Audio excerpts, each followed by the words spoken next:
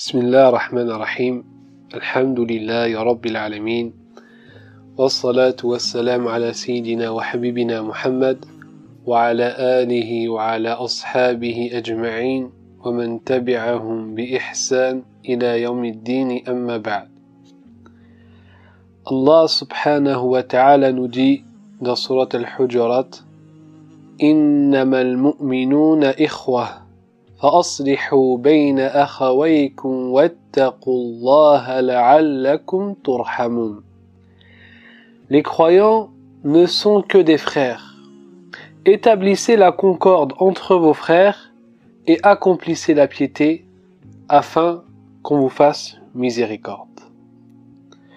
Et parmi les choses qui empêchent d'accomplir cet ordre qu'Allah Ta'ala nous a ordonné, c'est-à-dire de établir la concorde entre les croyants, c'est que le musulman ou la musulmane effectue un péché et une faute très grave.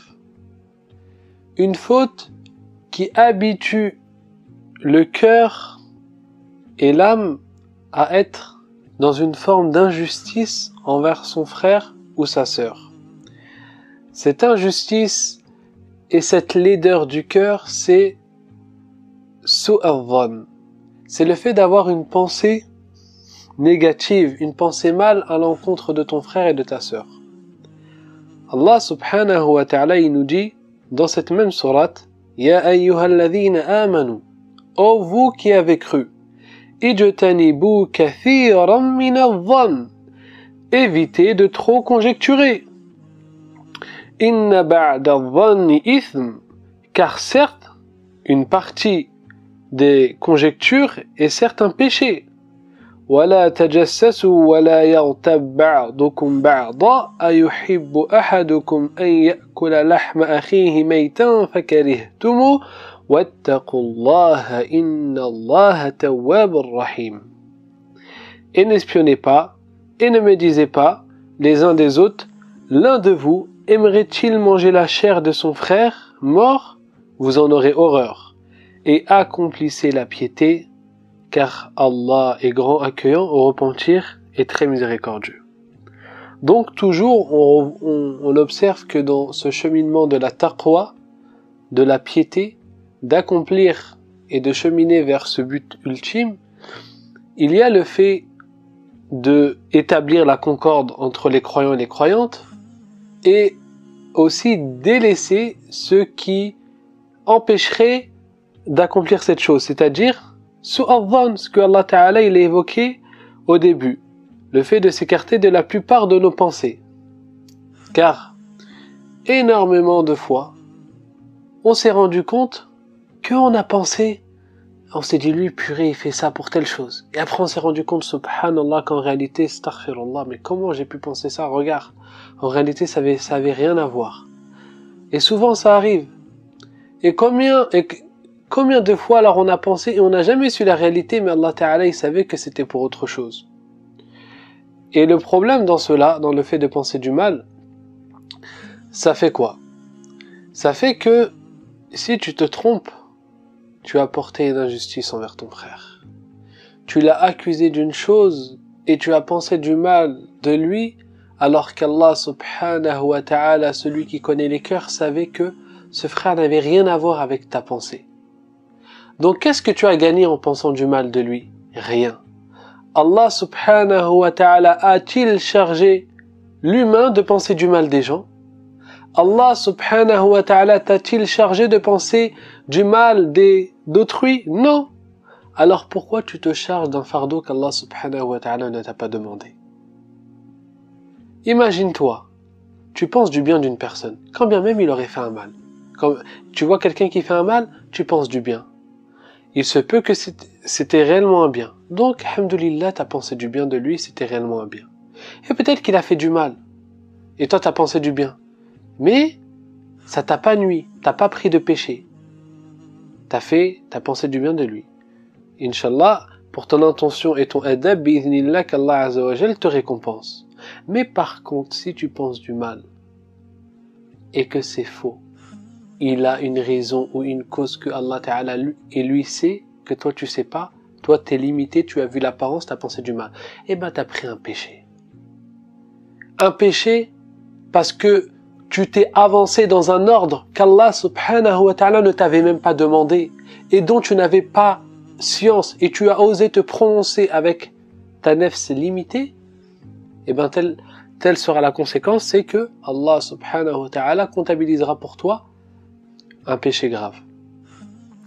Et c'est pour ça que Ja'far ibn Muhammad, rahimahullah, ce grand imam, et tabi'in, il a dit, dans un athar qui est rapporté par le Bayhaqi dans Shu'ab al-Iman, si quelque chose te parvient sur ton frère et que cela te paraît étrange, alors trouve à ton frère des excuses jusqu'à même atteindre 70 excuses. Et il te dit, soit tu lui trouves une excuse, soit dis-toi, même si, wallah, même si 70 dans ma tête, ça suffit pas, je me dis que franchement, j'arrive pas à trouver ni 70, ni 1, ni 10, 0. Eh ben, il te dit tout simplement, tu te dis une chose. Peut-être il a une excuse que je ne connais pas. Ce n'est pas toi qui penses connaître toutes les situations possibles et que si tu vois pas une situation envisageable dans ce qu'il fait de bien, alors c'est sûr que c'est du mal. Ya Abdullah, tu es ignorant, tu es né ignorant. Allah Ta'ala, il t'a créé ignorant et injuste. Qu'est-ce que tu connais si ce n'est ce que Allah Ta'ala t'a permis de saisir? Tu ne connais rien, tu es un ignorant, et même quand bien même tu apprendrais du matin jusqu'au soir, wallahi, jusqu'à la fin de ta vie, tu ne connaîtrais même pas une seule goutte de l'océan de la science d'Allah subhanahu wa ta'ala. Donc tout simplement il te dit, même si tu ne trouves pas d'excuse, dis-toi, il y a une excuse sûrement que je ne connais pas. Jusqu'à même un salaf, il disait quoi? Si je voyais le vin couler de la barbe d'un de mes frères, je dirais qu'on lui a peut-être versé dessus. Si je le trouverais sur une montagne en train de dire « Je suis votre Seigneur le Très-Haut », il dit quoi? Peut-être qu'il est en train de lire le verset. « فَقَالَ أَنَا رَبُّكُمُ الْأَعْلَى » Subhanallah. Regarde. Toi, peut-être tu vas venir te dire « Regarde frère, là il y a plus de bonnes pensées. Sur sa barbe il y a du kham, sur sa barbe il y a de l'alcool. » Non, lui il te dit, même dans ce cas-là, il te dit, peut-être qu'on pense, dis-toi peut-être qu'on lui a renversé dessus. Pour terminer, je vais citer une histoire magnifique. Une histoire qui concerne un de nos pieux prédécesseurs, un grand pieux de cette Ummah, dont certains athars sont très connus de lui. Donc c'est Ali ibn al-Hussein ibn Ali ibn Abi Talib radiyallahu anhu. Donc ce grand pieux, très connu, il est surtout connu pour un athar que je pense que tout le monde a déjà entendu au moins une fois. On disait de lui, lorsqu'il faisait ses ablutions, il devenait très pâle. Et lorsque les gens lui demandaient pourquoi, lorsque tu fais tes ablutions, tu deviens aussi pâle, il disait, savez-vous devant qui je vais me mettre debout pour prier? Donc c'est lui. C'est ce grand savant. Ce grand savant, comme le rapporte Shayba ibn Nu'ama, il était considéré à l'époque par les gens de très très pieux. Mais il remarquait qu'il avait un comportement d'une personne qui était avare. Les gens le considéraient comme étant quelqu'un qu'on ne voit pas souvent donner. Alors regarde, subhanallah, regarde bien et médite. Médite sur cette histoire, mais ne l'écoute pas simplement pour l'écouter. Écoute-la et prends une résolution après l'avoir écouté, te dire je vais en tirer une sagesse, une grande sagesse, et je vais faire que dans ma vie, cette histoire aura un impact. Et à partir d'aujourd'hui, Inch'Allah, je vais tout le temps penser du bien des gens. Donc, comme j'ai dit, Shayba ibn Nu'ama, il rapporte que les gens disaient qu'il était avare. Ali ibn al-Hussein, radiyallahu anhu, wa rahimah. Alors, lorsque il est mort, lorsqu'on a fait sa toilette, c'est Amr ibn Thabit qui rapporte ça, lorsqu'ils ont commencé à le laver, les gens ils ont découvert que sur son dos, il avait des traces noires. Et ils se sont demandé, mais comment, subhanallah, il peut avoir de telles traces sur le dos? Et en fait, ils se sont rendus compte qu'il y avait une personne qui, depuis la mort de Ali ibn al-Hussein, ne venait plus. Qui était cet homme qui ne venait plus? Eh bien, en fait, il y avait, durant la nuit, un homme qui se privait de son sommeil, un homme qui sortait caché du regard des gens, en cherchant la satisfaction d'Allah subhanahu wa ta'ala seulement, et il nourrissait plus de 100 familles. Chaque nuit, il portait sur son dos des sacs de nourriture. Pourquoi? Pour nourrir plus de 100 familles. Et lorsqu'il est mort, rahimahullah, plus jamais on a vu cette personne qui venait, et on a compris qu'en fait c'était lui, en découvrant les traces que les sacs avaient causées sur son dos. Et tu vois, subhanallah, alors que tous les gens le considéraient comme étant un avare, il aurait pu dire, vous dites que je suis avare, vous pensez peut-être que je donne pas, mais pour l'instant, moi, la nuit, Allah, il sait combien de personnes je nourris. Non, lui, que les gens pensent qu'il est avare ou qu'il n'est pas avare, ça vaut rien.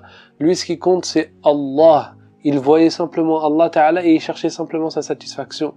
Mais toi, qu'est-ce que tu dois en tirer? Certes, tu dois en tirer une grande inspiration à être sincère comme il l'a été, mais aussi dans ton comportement envers autrui, tu dois te dire qu'à partir d'aujourd'hui, je vais penser du bien des gens. Même si je vois quelqu'un, on dirait, il donne pas beaucoup, je vais penser que peut-être, wallahi, ça se trouve en privé, il nourrit des orphelins. Ça se trouve en privé, sur des sites, il a parrainé des pauvres, il donne chaque mois, mensuellement, peut-être, à des associations, je le sais même pas. Et voilà. Donc, tire une grande décision dans ta vie à partir de maintenant, Inch'Allah, mais cette intention de faire le maximum pour penser le bien de tes frères et sœurs. سبحانك اللهم وبحمدك أشهد أن لا إله إلا أنت أستغفرك وأتوب إليك والحمد لله رب العالمين